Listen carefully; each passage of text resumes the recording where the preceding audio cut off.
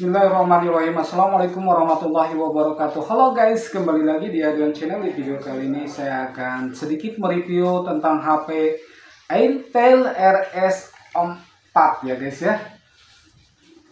Itel RS4 ini rilis tahun 2024 ya guys ya. Kalian bisa lihat aja review-review yang sudah bertebaran di YouTube ya guys. Oke, HP Itel ini pas pertama launching ini menggebrak juga ya guys ya. Banyak sekali apa ya namanya terkejut ya dengan spesifikasi harga murah ya guys ya. Apalagi pas launching HP Itel S23 ya. S23 yang biasa itu menggebrak pasar Indonesia guys ya. Jadi Indonesia digebrak sama Itel gitu ya. Apakah Itel lagi bakal uang atau apapun itulah, pokoknya yang penting jelas kita sebagai konsumen yang ada di Indonesia merasa bersyukur ya, karena ada produk-produk yang murah tapi speknya lumayan gitu. Atau ada beberapa yang memang kaum mendang-mending ya gitu ya, dia udah dari dulu ya Indonesia terkenal dengan kaum menang-mendingnya, lebih memilih mana gitu ya. Mending yang ini, mending akhirnya beli kagak. Oke guys, kita lewatin saja ngobrolannya. Kita akan lagi ke Itel RS4. HP ini tidak pernah jauh beda ya guys ya. Sebetulnya HP ini dari apa ya dulu ya. Kita akan ngebahas yang pertama itu dari segi ini ya, dari HP-nya, dari build quality-nya gitu ya guys ya. Jadi ada HP, ada harga, ada rupa gitu disebutnya ya guys ya.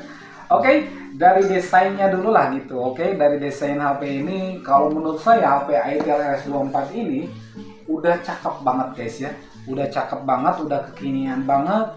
Itu merupakan suatu kelebihan menurut saya guys ya, yang suka dengan desain-desain terbaru terkini, yaitu yang populer, yaitu desain seperti ini guys ya HP-nya gitu.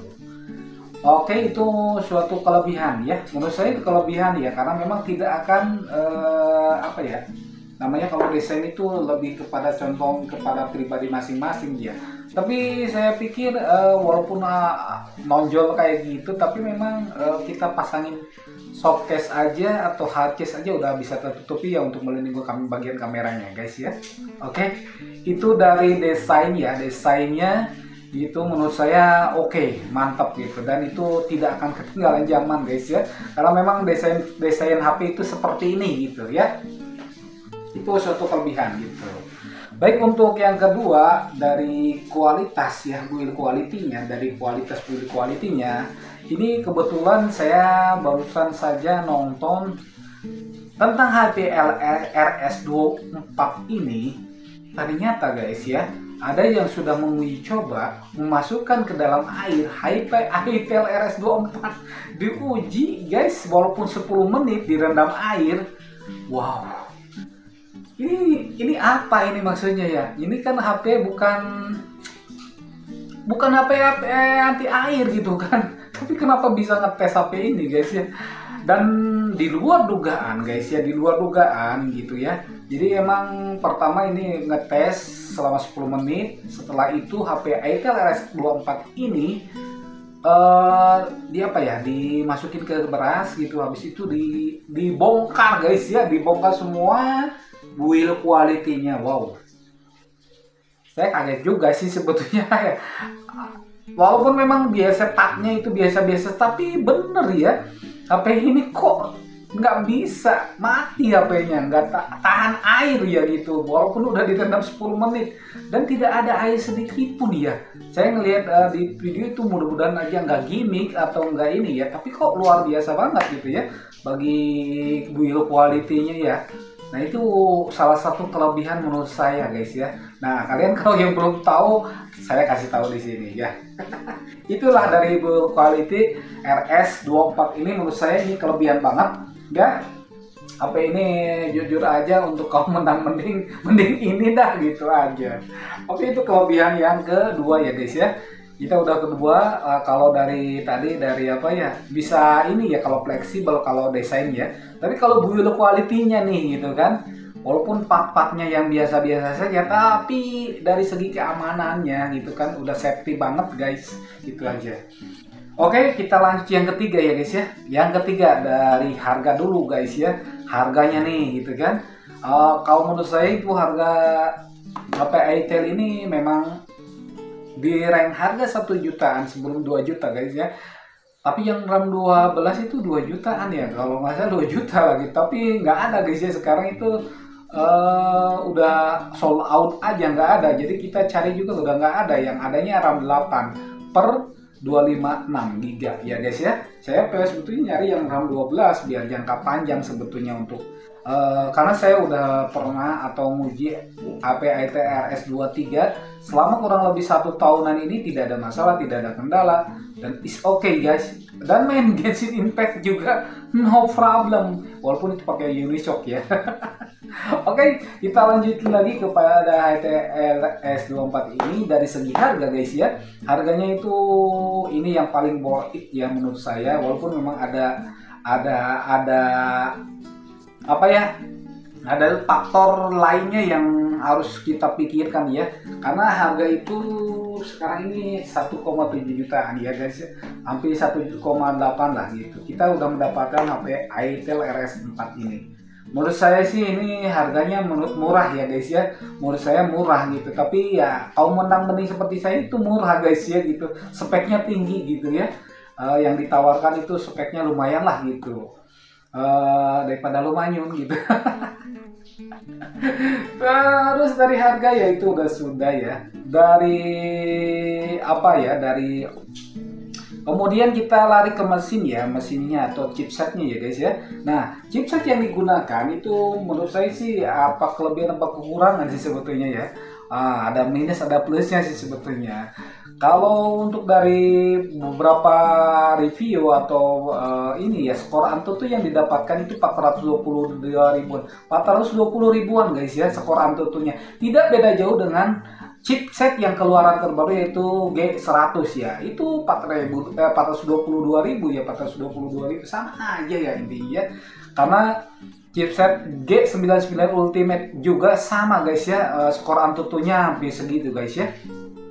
Jadi nggak beda-beda jauh sih, sama benchmarknya, sama apanya lagi lah, kita tes-tesan seperti itu ya. Apakah menurut kalian penting seperti itu ya? Kalau saya sih sebetulnya melihat dalam realitanya gitu aja lah. Kalau skor itu bisa aja dimanipulatif, karena memang apa dari segi itu ya, gitu bisa aja sih bisa gitu. Tapi belum tentu menjadi jaminan ya. Skor yang besar itu bisa ngalahin skor-skor yang di bawahnya. Tidak menjadi jaminan karena ada faktor X lainnya ya guys ya.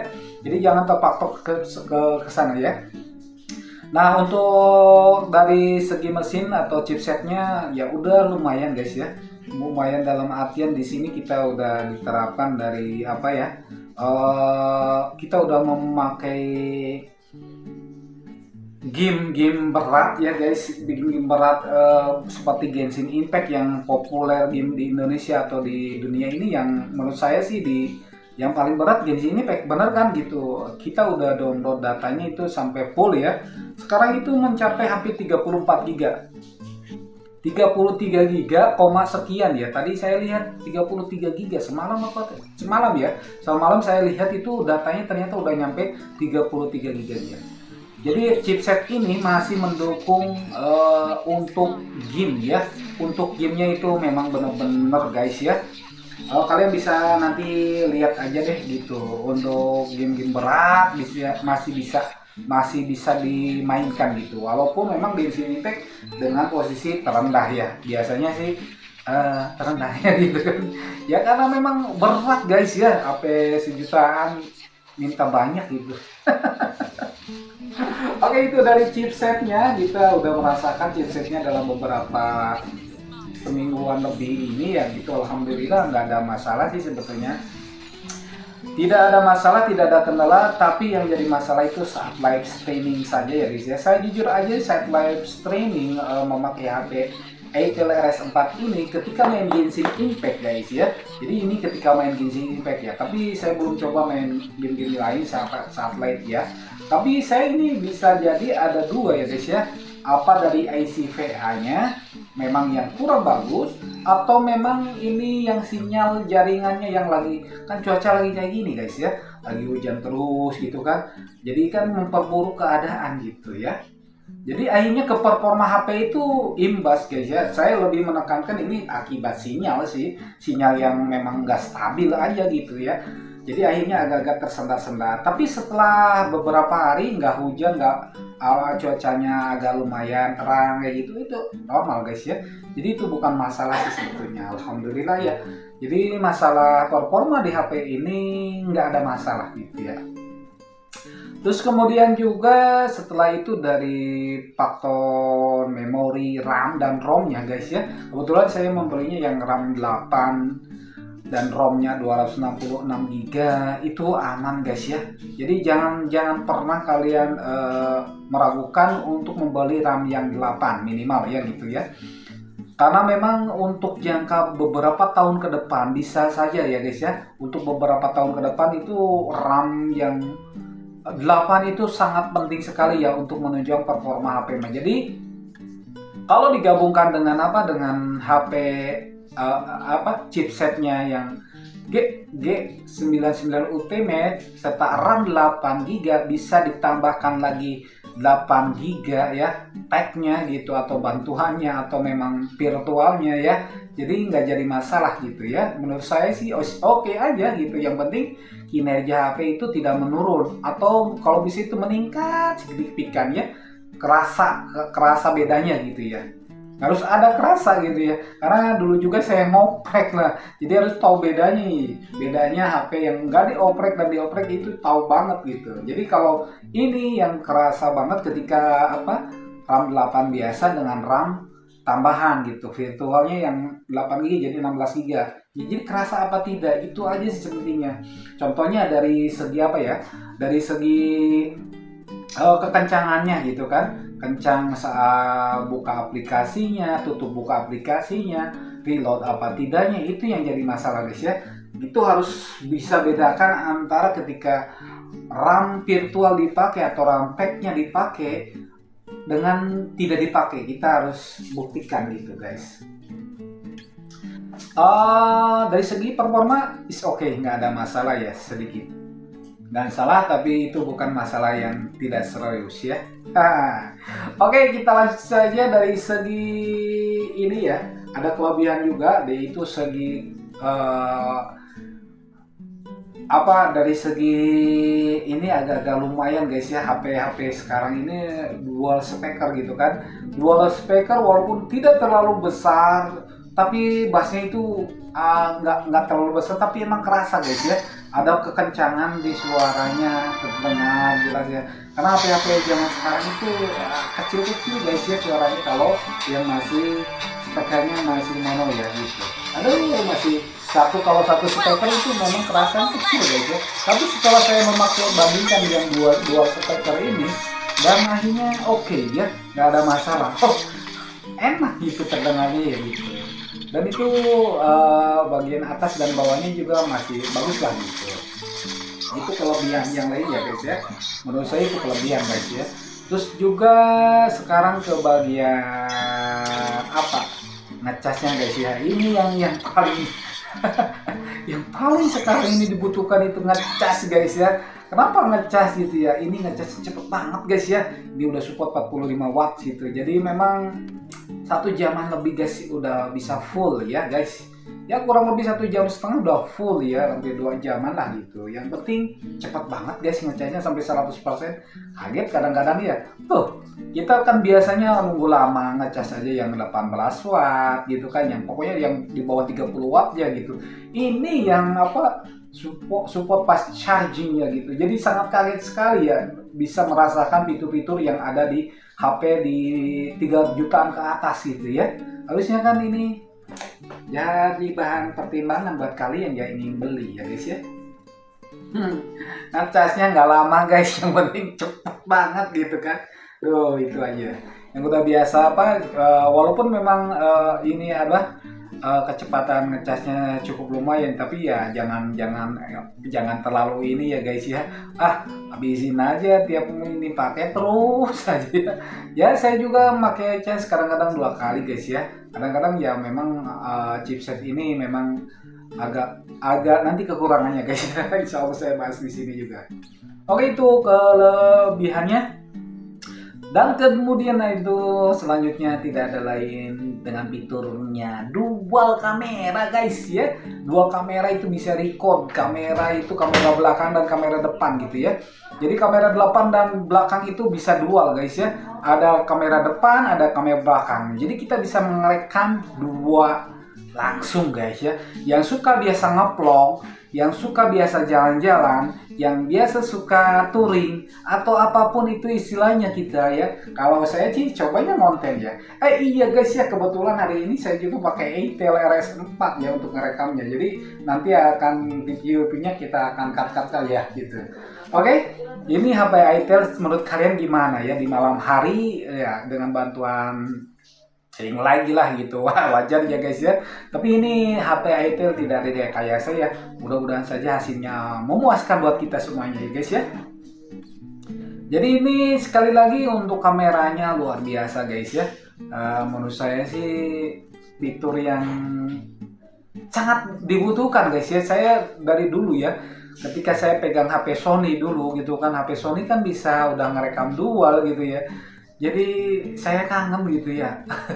Karena hasilnya luar biasa jernih sih rekaman HP Sony ya gitu. Walaupun HP jadul tapi memang bener-bener Masya Allah ya bisa hasilnya bagus ya dulu gitu. Jadi tidak ada masalah untuk rekaman ini sampai support di 30 IPS ya, 30 IPS kalau nggak salah ya rekamannya. Untuk ininya juga ada fitur. Nah ini yang buat pertimbangan kalian yang suka ngevlog ya gitu. Apabila budgetnya yang low banget gitu kan, ini bisa jadi alternatif.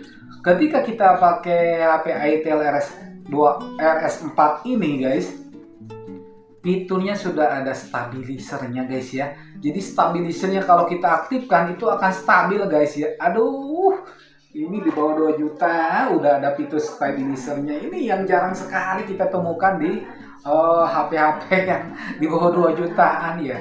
Apalagi HP yang udah lama berkecimpung di Indonesia ya. Nggak ada gitu. Itu yang jadi nilai plus buat kita semuanya ya.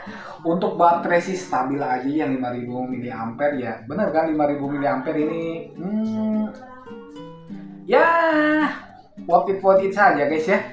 Worth it saja untuk baterai ukuran segitu ya, cukup lah gitu untuk menjalankan aktivitas sosial media kita atau kegiatan sehari-hari kita yang multitasking atau game-game ya gitu. Insya Allah lebih cukup lah gitu ya.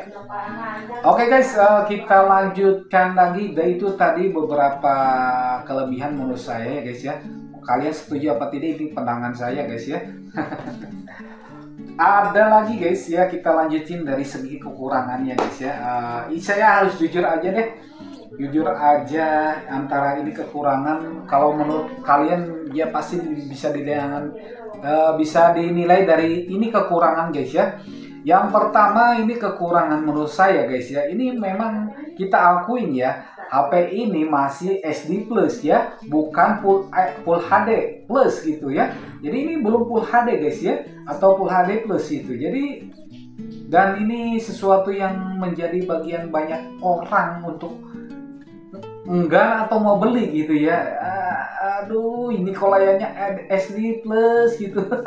Nggak full HD. Jadi ini gimana menurut kalian ya gitu. Kalau menurut saya sih untuk yang seukuran saya gitu ya udah bosen dengan full SD plus karena memang bisa ke mata agak-agak perih banget. Kenapa merasa nyaman di sini ya guys ya? Kenapa saya nyaman di SD plus ya? Kok mata saya lebih nyaman cocok di SD plus ya? Saya juga nggak tahu ya. Karena saya memegang ada HP ini yang full SD plus ya. Tapi kenapa saya nyaman di SD plus ya? Dia lebih sejuk aja, lebih santai, lebih nyaman gitu ya. Dan tidak terlalu brightness-nya tidak terlalu over gitu kan. it's okay. Cuman kelemahannya ya tadi itu kan kalau di bawah terik matahari kita harus pulin ya. Pulin, tapi ini yang lebih baiknya tidak ngebayang ya. Yang penting kita kalau di bawah terik matahari, kalau ada bayangan hijau udah kacau deh, itu LCD yang paling jelek ya menurut saya ya kayak gitu. Aduh, ini kekurangan ya guys ya. Itu satu kekurangannya. Yang kedua guys ya, ini kita harus jujur saja ya, dari kekurangan kamera guys ya.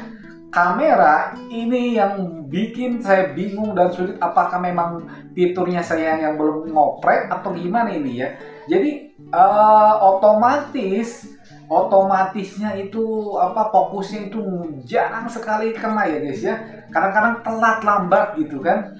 Jadi padahal udah bagus banget ya gitu. Apa ini dari softwarenya, apa ini memang dari hardware, tapi harusnya sih bisa diperbaiki sih sebetulnya. Harusnya bisa tim developer ini bisa memperbaiki dari fokus ya. Mudah-mudahan saja ini bukan dari hardware-nya, soalnya menurut saya ini sayang banget ya, nggak bisa dimaksimalkan gitu dalam merekam, karena memang kita lagi jalan kadang-kadang fokusnya itu gila. Kalau ngerekam aja tiba-tiba suka mati, kayak kegelapan kayak gitu kan. Apakah ini karena memang otomatisnya ini kayak gini aja dia fokusnya itu nyari-nyari ke kita gitu ya. Ada kuning-kuning seperti ini. Saya pakai iTel mode selfie-nya guys ya, dari kamera depan kita rekam. Gimana ya gitu ya. Stabilisernya gimana guys ya? Saya rasa sih ini harus diperbaiki ya. Kalau fokusnya kita satu titik aja, fokus aja. Cepat ke fokus ya guys ya, agak cepat jalannya deh. Nah itu menurut saya terasa. Gitu ya. Sedangkan ini untuk video ganda ya guys ya, ini depan dan belakang ya guys ya. Apakah mantap atau tidak, kita boleh coba bolak-balik ya guys ya. Oke, intinya seperti ini guys ya. Coba lagi lihat, apa goyang-goyang tidak ya, stabilisernya jalan gak sih? Harusnya sih bagusnya sih jalan sih, tapi yang ini jalan ya, tapi yang ini nggak tahu nih. Nah jalan ya. Untuk selfie-nya perasaan jalan ya, tapi nggak tahu juga sih, penasaran. Oke. Nah, ada lagi guys, jangan dulu selesai dari situ. Harga jual guys yang harus diperhitungkan. Ketika kalian membeli RS4 ini dengan harga 1,8 jutaan atau 2 jutaan ini, gimana dengan harga jualnya? Pasti kalian mempertimbangkan harga jualnya lagi guys. Karena kalau tidak cocok pasti kalian ini harus harus dijual lagi dong gitu. Masih sih dengan harga yang memang jauh turun gitu.